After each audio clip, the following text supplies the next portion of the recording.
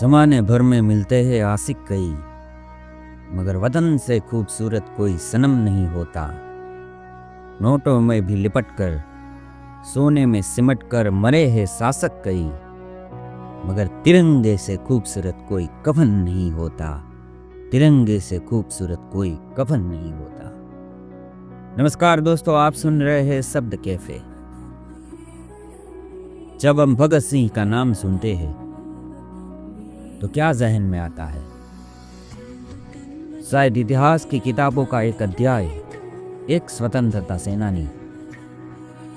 मेरे लिए तो एक एक्शन हीरो। वो ये सब थे, लेकिन वो उससे कहीं ज्यादा थे। भगत सिंह सिर्फ एक नाम नहीं थे, वो एक विचार थे। एक ऐसा जोशीला इंसान जो अन्याय के सामने चट्टान बनकर खड़ा हुआ।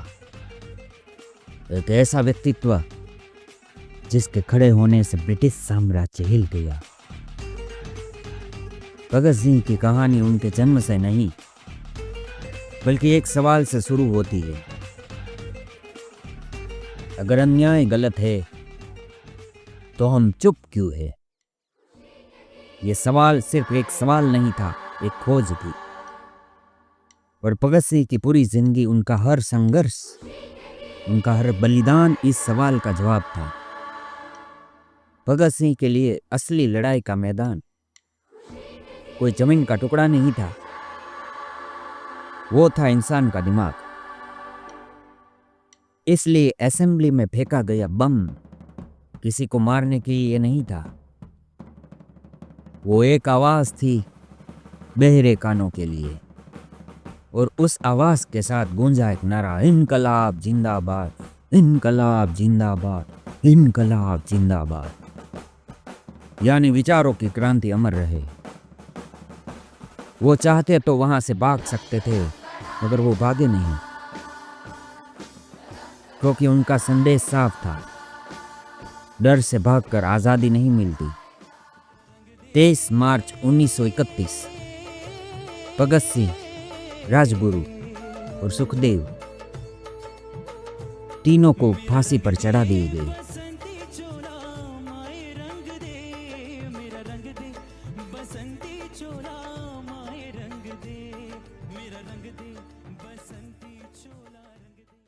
इस वक्त भगत सिंह के वो शब्द मुझे याद आते हैं, राख का हर एक कण मेरी गर्मी से गतिमान है। राख का हर एक कण मेरी गर्मी से गतिमान है। मैं एक ऐसा पागल हूं जो जेल में भी आजाद है। लेकिन सच सुनिए, उनका शरीर मारा गया, विचार नहीं। और आज वही विचार हमसे सवाल कर रहा है।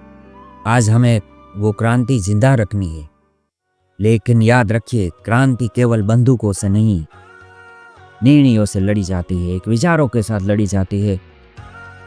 इस देश की मिट्टी में हमने जन्म लिया है और इस मिट्टी के प्रति हमारी जिम्मेदारी हमारे साथ जुड़ी हुई है।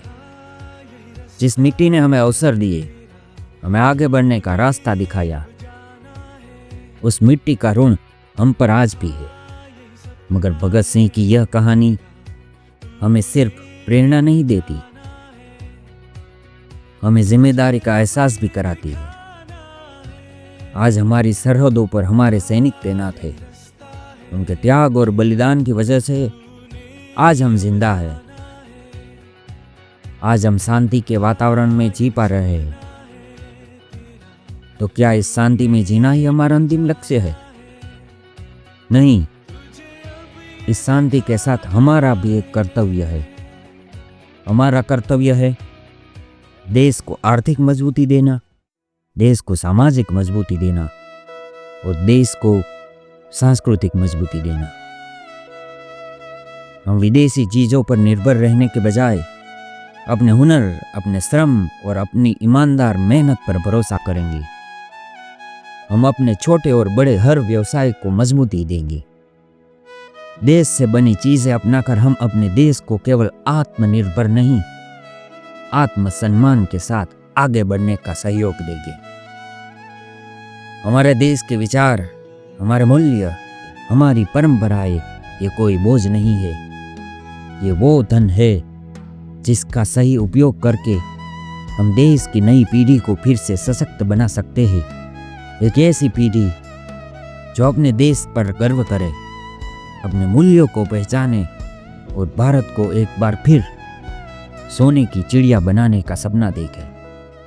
मुझे पता है रास्ता आसान नहीं है, लेकिन जिम्मेदारी से भागना हमने कभी नहीं सीखा, क्योंकि इतिहास उन्हें याद रखता है जो अधिकारों से पहले कर्तव्यों को समझे। और भगत सिंह हमें यही सिखा कर गए, क्रांति शोर से नहीं, जिम्मेदार निर्णयों से जन्म लेती है। भगत सिंह के वो शब्द आज भी जिंदा है। सीने में जुनून, आंखों में देशभक्ति की चमक रखता हूँ। सीने में जुनून, आंखों में देशभक्ति की चमक रखता हूँ। दुश्मन की सांसें थम जाए, आवाज में वो धमक रखता हूँ।